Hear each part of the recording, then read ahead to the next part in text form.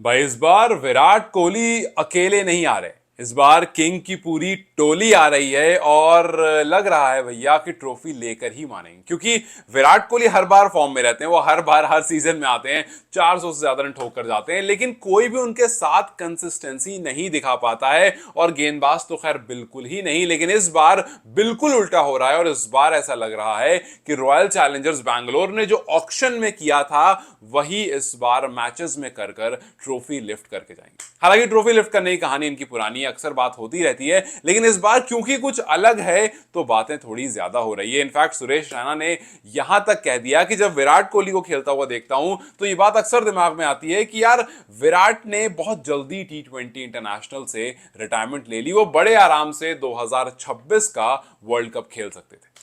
क्या आपको लगता है कि वाकई विराट ने बहुत जल्दी रिटायरमेंट ले ली? क्योंकि उनके नंबर्स जो हैं वो बिल्कुल वैसे ही भाई। पिछले 9 इनिंग्स इस सीजन में जो उन्होंने 9 इनिंग्स खेली हैं उसमें 5 हाफ सेंचुरीज है भाई। अगर ये काम ओडीआई में कोई करता है, ये काम टेस्ट में कोई करता है, तो आप कहते हो यार बढ़िया फॉर्म में चल रहा है। अगर 9 में से 5 हाफ सेंचुरी लगाई तो बढ़िया चल रहा है। लेकिन टी20 आईज में कोई ये काम करे, जो फॉर्मेट थोड़ी देर का होता है, यूं शुरू और यूं खत्म, वो वहां पर आकर के अगर ये काम करे तो इसका मतलब है कि वो कुछ इनक्रेडिबल फॉर्म में है। और जब जब इस टूर्नामेंट में विराट कोहली ने 30 या उससे ज्यादा रन किए हैं तब तब उनकी टीम जीती है। मतलब ये बहुत ऑब्वियस स्टैट है जो बताता है कि भाई अगर आपका मेन प्लेयर रन्स कर देता है तो टीम उस सिचुएशन में आ जाती है जहां से उनको जीतना आसान हो जाता है। और ये कोई एक बार या 2 बार या 3 बार की बात नहीं है। हर बार इस आईपीएल 2025 में जब जब विराट ने 30 से ज्यादा रन्स किए तब उनकी टीम जीत गई। अब ये आप इसमें तो आप कोई दो राय नहीं है ना कहना कि भैया ये बंदा जो है वो कंसिस्टेंसी का सिनोनिम्स है। मतलब कोई अगर कंसिस्टेंट की बात करता है कि भैया साई सुदर्शन काफी कंसिस्टेंट, वाकई वो है कंसिस्टेंट, लेकिन विराट जो है ना वो काम बचपन से करते आ रहे हैं। मतलब हम बचपन से देखते आ रहे हैं विराट को वो काम करते हुए कि भाई आता है बंदा, रन स्कोर करना शुरू करता है। पहले ओडीआईज में देखते थे चेज करते हुए खड़ा हुआ, ठक ठक ठक ठक जो भी चेज है उसको करके निकल गया। और अब टी20 आईज में चेज हो पहले खेलना हो, वो आ करके कंसिस्टेंटली रन बनाता है और जब जब रन बनाता है तब तब उसकी टीम जीतती है। विराट कोहली हर सीजन में 400 रन बनाना मानो मजाक हो गया उनके लिए। एक बार फिर से वो 400 के करीब पहुंच गए हैं और सीजन अभी आधा ही हुआ है। सो अगर आप ये सोच रहे हो कि यार विराट कोहली ठीक है, मतलब रन्स तो करते हैं, बट यार आईपीएल के बारे में क्यों इतनी बात कर रहे हो, आईपीएल में क्या ही होता है, तो विराट कोहली को लेकर आप ये नहीं कह सकते। मतलब बहुत प्लेयर्स हैं जिनके बारे में आप चलो कह सकते हो, लेकिन विराट को लेकर के कहना कि यार आईपीएल में क्यों ही इस बारे में बात करो, आईपीएल तो कोई भी आकर रन कर देता है, तो आप बताओ विराट के बारे में कहां बात करें? टेस्ट में बात करूं या फिर ओडीआईज में बात करूं? एक्टिव प्लेयर में किसी भी फॉर्मेट में किसी भी सेंस में बात कर लो, आपको उस लिस्ट में सबसे ऊपर जो दिखेगा ना वो विराट कोहली दिखेगा।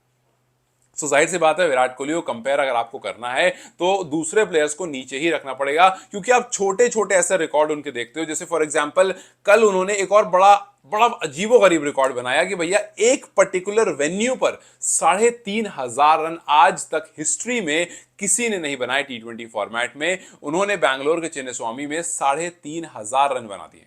मतलब एक वेन्यू, एक ऑपोजिशन भी नहीं, एक वेन्यू में खड़े होकर के आपने 3,500 रन बना दिए। और सिर्फ इतना ही नहीं, विराट कोहली जो है वो 150 के स्ट्राइक रेट से ऊपर रन बनाने वालों में अगर आपको देखोगे तो सबसे ज्यादा बार विराट कोहली का नाम आता है।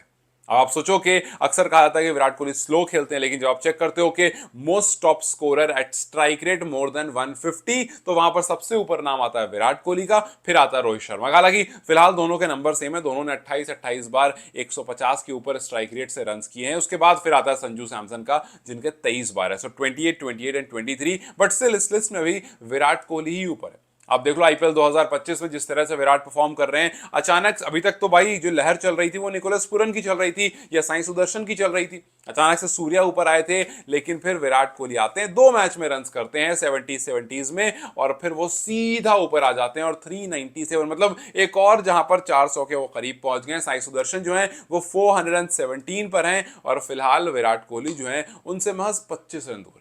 25 रन और कर दिए फिर वो वहां भी ऊपर चले जाएंगे। सो यस, जिस तरह से Virat over the years perform करते आ रहे हैं और जिस तरह से इस बार पूरी की पूरी टीम जो है वो फॉर्म में दिख रही है, दैट्स व्हाई आई सेड कि भाई ये जो किंग्स है ना ये आ रहे हैं इस बार ट्रॉफी के लिए। हाँ, माना कि रॉयल नाम है इनका, बट जो विराट की टोली है ना वो ऐसा लग रहा है कि भैया इस बार बिना लिफ्ट किए नहीं छोड़ेगी। और विराट के साथ अब देखो, विराट के साथ आते हैं फिल सॉल्ट।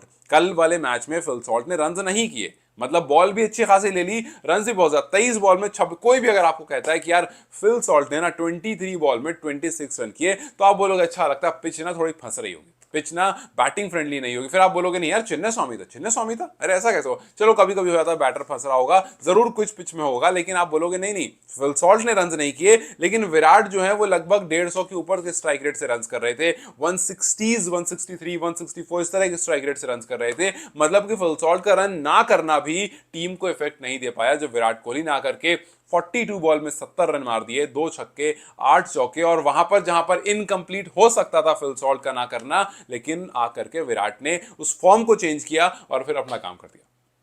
अब सिर्फ विराट या फिल सॉल्ट काम नहीं कर रहे, और जो इनके बॉलर्स है, जैसे दो ऐसे प्लेयर जो कल के मैच में अननोटिस रह गए, जिसमें एक का नाम है सुयश शर्मा और दूसरा का नाम है कृणाल पांड्या। अब देखो सुयश और कृणाल का अगर आप भी, हालांकि हम सबको बताया कि जो 19th ओवर था ना हेजलवुड का, वो भाई एक्सेप्शनल था, उसने वाकई जीत आपको ला करके दे दी, लेकिन वो गेम चेंजिंग ओवर नहीं था।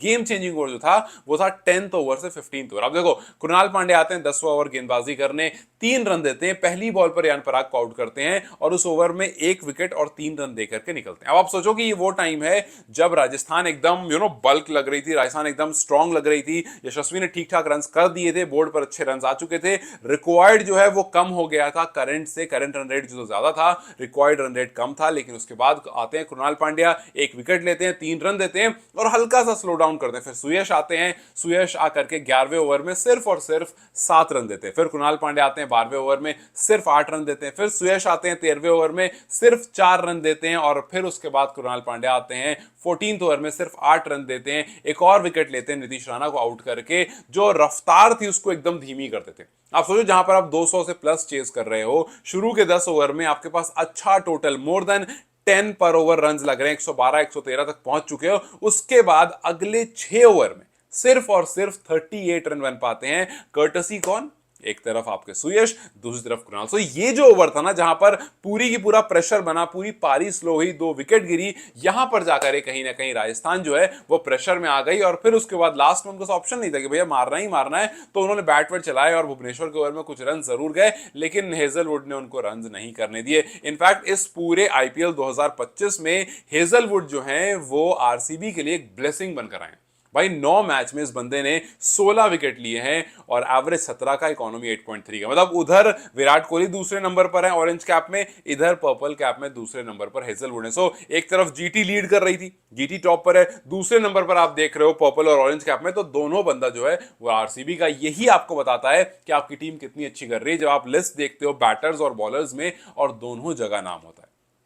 तो भैया हेजलवुड की तो हमने बात कर ली थी, हमने विराट की बात कर ली थी, लेकिन इसीलिए मैंने ये वीडियो बनाई बिकॉज सुयश और कृणाल का जो ओवर था ना वो शायद कहीं ना कहीं मिसिंग था, उसके बारे में शायद बात नहीं हो पाई थी। और obviously Virat Kohli the most consistent batter, अगर आप आरसीबी के बारे में बात करोगे तो जाहिर सी बात है उनके बारे में बात आपको करनी पड़ेगी। जिस तरह से लास्ट ओवर में आते आते मैच हेजलवुड ने खींच लिया, विराट आए, विराट ने हेजलवुड को आकर के एकदम उठा लिया गोद में और कहा कि भैया तुमने आज वो जो कर्ज था ना उसको तोड़ दिया। लेकिन कर्ज तोड़ने में सिर्फ हेजलवुड या सिर्फ विराट कोहली या देवदूत पडिक्कल नहीं थे, उसमें सुयश शर्मा और कृणाल पांड्या भी थे। और कृणाल ये काम लगातार आरसीबी के लिए कर रहे हैं। जब उनका चयन हुआ था इतनी लोगों ने उनको अहमियत नहीं दी थी, बट जब अब उन्होंने विकेट्स लेने शुरू किए हैं तब लोग कह रहे हैं कि भैया मिडिल ओवर्स में इनके हाथ में गेंद दे दो, ये काम जो है बेहतरीन कर दें। खैर आपके हिसाब से कौन कौन वो बंदा था जिसने घर का जो कर्ज था ये तोड़ा? क्या आपको वाकई लगता है कि सुयश और कृणाल का वो जो ओवर था उसने गेम को चेंज किया, या आप इस मैच को किसी और पर्सपेक्टिव से देख रहे थे? जो भी आपका पर्सपेक्टिव है मुझे कमेंट्स में जरूर बताएं। Till then you guys take care, I will see you very soon, bye bye.